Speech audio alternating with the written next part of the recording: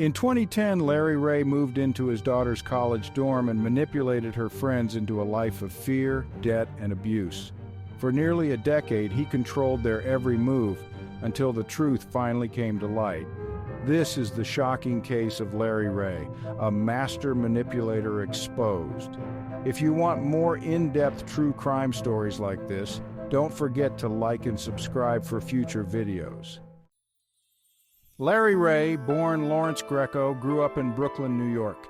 Not much is known about his early life, but by the time he reached adulthood, Ray had established himself as a complex and often manipulative figure.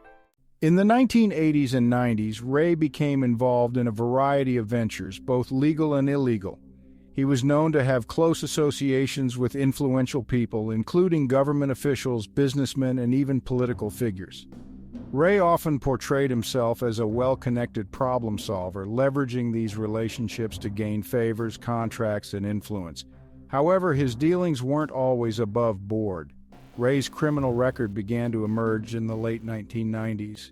He was involved in a Wall Street pump-and-dump scheme, a fraudulent practice where investors artificially inflate the price of a stock before selling it off for profit. This marked Ray's initial run-in with the law, leading to his arrest and conviction. His criminal history expanded further when he became involved in a high-profile custody battle with his ex-wife over their daughter, Talia Ray. During this time, Ray's behavior became increasingly erratic and confrontational. He claimed that powerful individuals, including mafia figures and government agents, were conspiring against him. These outlandish claims, combined with his criminal history, began to isolate him from his former powerful connections. Despite his legal troubles, Ray continued to maintain relationships with some influential individuals, including former New York Police Commissioner Bernard Kerik. Ray had played a role in Kerik's rise to prominence, helping him secure a position as head of the New York City Department of Corrections. However, their relationship soured after Ray accused Kerik of corruption. This accusation led to a public falling out, further alienating Ray from his former associates. In 2010, Larry Ray moved into the dormitory at Sarah Lawrence College, where his daughter, Talia Ray, was a student. Sarah Lawrence is a small, prestigious liberal arts school in Bronxville, New York, known for its close-knit community and focus on progressive education. Talia was a sophomore at the time, and she was well known among her friends and peers. Described as intelligent and outspoken, Talia had cultivated a group of close friends who would often gather in her on-campus apartment. When Larry Ray entered this environment, the students initially viewed him as an interesting, eccentric figure, someone with life experience who could offer advice and guidance.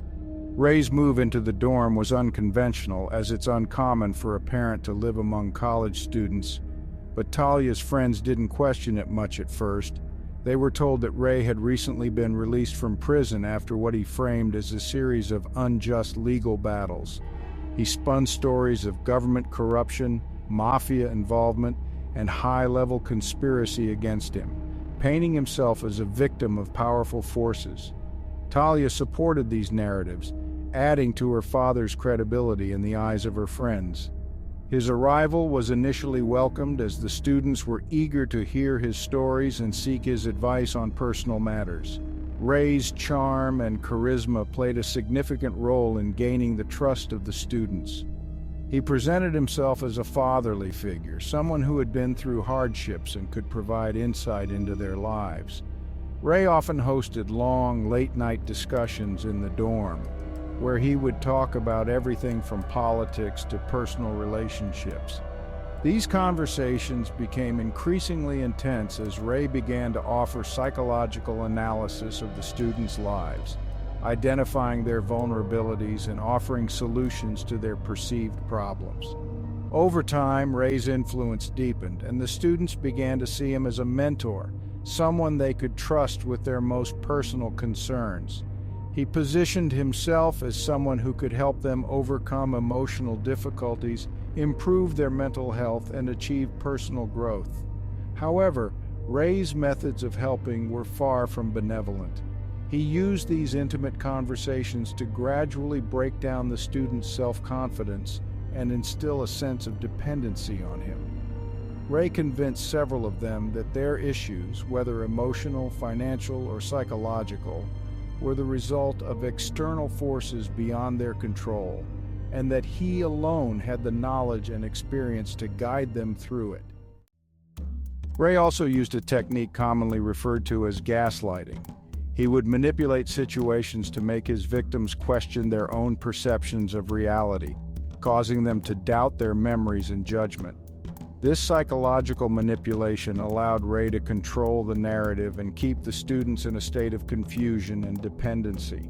If a student ever questioned his actions or motives, Ray would skillfully turn the conversation around, making it seem like they were at fault or that they were misunderstanding his intentions.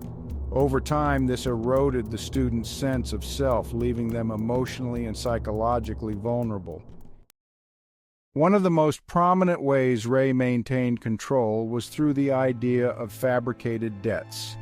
He convinced several students that they owed him significant sums of money, often for supposed help he had given them or imaginary expenses he had incurred on their behalf. These debts were entirely fictitious, but Ray was incredibly persuasive, making the students believe that they were responsible for paying him back. Over time, these false financial obligations became a central method for Ray to exert control, as the students felt increasingly trapped under the weight of these growing debts. Isolating his victims from their support networks was another key tactic Ray employed. He systematically dismantled the relationships his victims had with their families and friends, often convincing them that the people they trusted were working against them. Ray would tell his victims that their parents didn't truly care about them or that their friends were jealous or harmful influences. By fostering this sense of mistrust, Ray effectively cut off the students from outside help, leaving them entirely dependent on him for emotional, financial, and psychological support. This isolation was particularly damaging for students like Isabella Pollack and Claudia Drury. Both young women had initially trusted Ray, viewing him as a father figure and mentor. However, Ray quickly turned their vulnerabilities against them. Isabella Pollack, who had been one of Talia Ray's closest friends, became one of Larry Ray's most devoted followers. Over time, Pollack fell completely under his control, believing his narrative of victimhood and trusting his judgment over her own. Ray convinced her that she was responsible for a series of supposed transgressions, and she became one of his most loyal enforcers within the group. Claudia Drury's story took an even darker turn. After Ray had established his psychological hold over her, he began to manipulate her into believing that she had caused him significant financial harm. Ray accused her of damaging his property and claimed that she owed him hundreds of thousands of dollars in restitution. With no way to repay him, Drury was coerced into prostitution. Ray controlled every aspect of her life during this period, forcing her to hand over the money she earned and subjecting her to emotional and physical abuse. Drury later testified in court that Ray had monitored her movements, controlled her communications, and instilled in her a deep sense of fear, convincing her that she was in constant danger. Ray's ability to break down his victim psychologically was rooted in his mastery of gaslighting. He would frequently manipulate situations, creating confusion and self-doubt among the students. Ray would tell them one thing, only to later deny having said it, or he would reinterpret events in a way that made his victims question their own memories and perceptions. This gaslighting technique was highly effective in making the students doubt their own reality, further increasing their reliance on Ray to interpret and explain the world around them. Ray instilled a pervasive sense of fear and paranoia in his victims, using both direct threats and more subtle forms of manipulation to keep them in line. He would tell them that they were being watched or monitored by dangerous individuals, often claiming that people in positions of power were out to get them. Ray would also threaten to reveal their secrets, or worse, suggests that if they didn't comply with his demands, they would suffer terrible consequences, both physical and emotional. For example, he would stage confrontations or scenarios where the students believed they were in imminent danger, only for Ray to rescue them at the last moment. These staged moments reinforced the idea that Ray was their protector, even as he was the one orchestrating their terror. The combination of these manipulative tactics created a cult-like atmosphere where Larry Ray's authority was absolute and his victims were trapped in a constant state of confusion, fear, and dependency.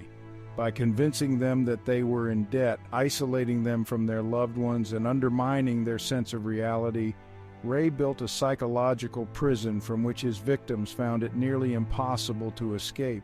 This control would continue for years, with Ray's hold over his victims growing stronger as they became more isolated and vulnerable to his manipulation. As Larry Ray's manipulation deepened, his control over his victims took an even darker and more abusive turn. One of the primary ways he maintained power was through the creation of fabricated debts. Ray convinced several of the students under his influence that they owed him significant sums of money for various fabricated reasons, such as damaging his property or incurring expenses he had supposedly covered for them. These debts, entirely fictitious, became a critical tool for Ray to escalate his abuse. With his victims already under psychological and emotional control, Ray began forcing them to repay these non-existent debts through labor, creating a situation where they felt they had no choice but to comply with his demands. One of the most tragic and disturbing examples of Ray's escalating abuse is the story of Claudia Drury.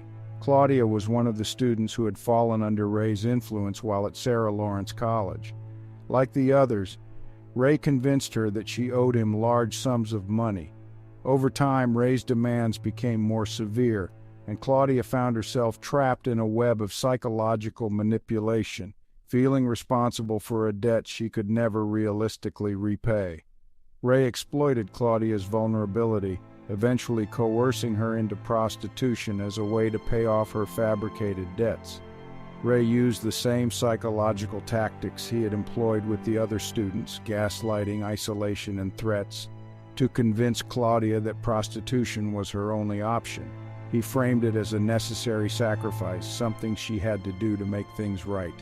Ray controlled every aspect of Claudia's life during this time, dictating her actions and monitoring her movements.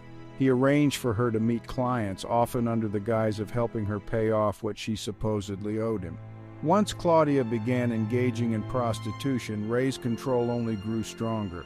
He not only orchestrated her meetings with clients, but also took significant portions of the money she earned, if not all of it. Over time, Ray profited heavily from Claudia's exploitation, making hundreds of thousands of dollars by controlling her work in the sex industry. The money was never used to repay any legitimate debt, but was instead funneled into Ray's pockets, furthering his ability to control and exploit his victims. Ray's abuse wasn't limited to emotional manipulation. He also used physical violence to maintain control. Claudia and other victims testified to the extreme measures Ray would take if he believed they weren't following his orders or if they tried to resist his demands. He would subject them to sleep deprivation, forced confessions, and physical punishment. Ray used these forms of abuse not only to punish his victims, but also to keep them in a state of fear, ensuring that they would continue to obey his commands without question. The turning point came in 2020 when New York Magazine published an article titled "The Stolen Kids of Sarah Lawrence." Written by Ezra Marcus and James D. Walsh, the article was the first detailed public account of Larry Ray's years of manipulation and abuse. The piece was based on interviews with several of Ray's victims and others who had been close to the situation.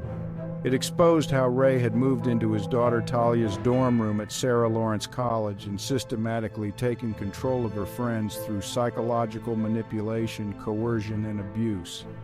The article described in detail Ray's tactics of isolating his victims, convincing them they owed him large sums of money, and subjecting them to various forms of abuse to maintain control. It also revealed the extent of Ray's exploitation of Claudia Drury, who had been forced into prostitution as part of Ray's efforts to extract money from her. The piece painted a harrowing picture of how Ray had managed to manipulate these young people for nearly a decade without detection. The publication of The Stolen Kids of Sarah Lawrence was a watershed moment in the case. It not only brought Ray's crimes into the public eye, but also caught the attention of law enforcement, who quickly launched an official investigation into his activities. Until that point, Ray had largely managed to avoid scrutiny, but the details provided in the article gave authorities enough information to take action. Investigators began interviewing Ray's victims, who had mostly remained silent until the article was published. As the investigation unfolded, more victims came forward to share their experiences with authorities. The trauma they had endured made it difficult for many of them to speak out initially, but with the story now public and a formal investigation underway, they found the courage to tell their stories. These accounts were critical in building the case against Ray. Victims described in detail how Ray had used psychological manipulation to make them question their own reality, how he had isolated them from their families and support networks, and how he had coerced them into labor and sexual exploitation to repay fabricated debts. The accounts from the victims, combined with the evidence gathered by investigators, painted a clear picture of the years of abuse Ray had inflicted on his victims. The New York Magazine article had been the catalyst that finally brought Ray's crimes to light, breaking nearly a decade of silence and setting the stage for his eventual arrest and prosecution. In February 2020, shortly after the article's publication, Larry Ray was arrested by federal authorities. The investigation had revealed the full scope of his activities, leading to multiple charges including sex trafficking, extortion, forced labor, and money laundering. Ray's arrest marked the beginning of the end for his reign of control over his victims, as the public and legal system began to fully grasp the extent of his exploitation. The bravery of the victims who came forward, coupled with the investigative journalism that brought their stories to light, played a crucial role in bringing Larry Ray to justice. In February 2020, Larry Ray was arrested by federal authorities following an extensive investigation that was set in motion by the publication of The Stolen Kids of Sarah Lawrence. The article, combined with testimony from victims who had finally begun to come forward, provided enough evidence for law enforcement to act. Ray's arrest marked the culmination of nearly a decade of manipulation and abuse that had remained largely hidden from public view. The charges against Ray were severe and reflected the extent of the crimes he had committed. He faced multiple counts, including sex trafficking, extortion, forced labor, and violent assault. Authorities accused him of exploiting vulnerable young people, many of them former students at Sarah Lawrence College, by manipulating them into believing they owed him significant debts, and then forcing them to work for him, often under brutal conditions, to pay off these fabricated obligations. Some of the most serious charges related to his coercion of Claudia Drury into prostitution, from which Ray profited heavily. Ray's trial, which took place in early 2022, exposed the full scope of his abusive tactics. Federal prosecutors laid out a detailed case against Ray, describing how he had systematically used psychological manipulation to control his victims. Ray had created an atmosphere of fear, paranoia, and dependency, isolating his victims from their families and making them believe that only he could solve their problems. In return, he demanded their loyalty, labor, and, in some cases, sexual exploitation. One of the key charges against Ray was sex trafficking, stemming from his exploitation of Claudia Drury. Prosecutors detailed how Ray had coerced Drury into working as a prostitute, using fabricated debts and emotional manipulation to keep her trapped in the sex trade. Ray controlled nearly every aspect of her life during this time. taking large sums of money from her and subjecting her to both physical and emotional abuse. The prosecution argued that Ray had profited by exploiting Drury's vulnerabilities, a clear violation of federal trafficking laws. Ray also faced charges of extortion and forced labor. The prosecution presented evidence showing how Ray had convinced other victims that they owed him significant sums of money, using fabricated claims of property damage and other expenses. When the victims were unable to pay, Ray forced them to work for him, either by carrying out menial tasks or, in some cases, engaging in criminal activities. The testimony of these victims was crucial in establishing the extent of Ray's control and his exploitation of their labor. During the trial, several of Ray's victims took the stand, offering heartbreaking testimony about the abuse they had endured. Claudia Drury was one of the key witnesses, providing detailed accounts of how Ray had manipulated her into prostitution and controlled nearly every aspect of her life. She described the emotional and psychological abuse she had suffered, as well as the constant fear she lived in while under Ray's control. Drury's testimony was particularly powerful, as it laid bare the full extent of Ray's exploitation and the devastating impact it had on her life. Other victims also shared their stories, describing how Ray had isolated them from their families and manipulated them into believing they were in debt to him. They recounted how Ray had used threats, physical violence, and emotional manipulation to maintain control, often making them question their own reality. Despite the fear and trauma they had experienced, these victims bravely testified against Ray, helping to establish the pattern of abuse he had used to maintain his control over them for years. The trial revealed the extent of the psychological and physical damage Ray had inflicted on his victims, but it also highlighted their resilience and courage. Many of the victims had spent years under Ray's influence, trapped in a cycle of abuse and manipulation. Their decision to come forward and testify against him was a critical step in holding Ray accountable for his actions. In April 2022, Larry Ray was convicted on all counts, including sex trafficking, extortion, forced labor, and violent assault. The verdict brought a sense of closure to many of his victims who had endured years of abuse before finally seeing justice served. Ray's conviction marked the end of a long and harrowing chapter in their lives, and it served as a powerful reminder of the strength and bravery of those who stood up to their abuser. In April 2022, Larry Ray was convicted on all counts in a federal trial that exposed the full extent of his manipulative and abusive behavior. After weeks of testimony and evidence presented by the prosecution, the jury found Ray guilty of sex trafficking, extortion, forced labor, money laundering, and violent assault. The trial had laid bare his years of controlling and exploiting a group of young people, many of whom were former students at Sarah Lawrence College. The conviction was seen as a significant victory for the victims who had endured unimaginable emotional, psychological, and physical abuse under Ray's control.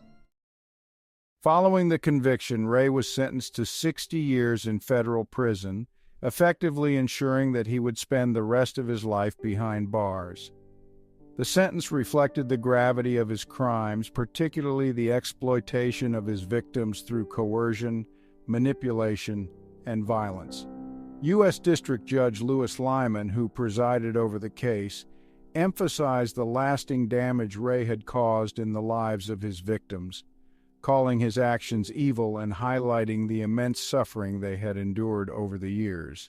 The judge noted that Ray had not only manipulated and abused these individuals, but had also profited financially from their exploitation, making the crimes even more egregious.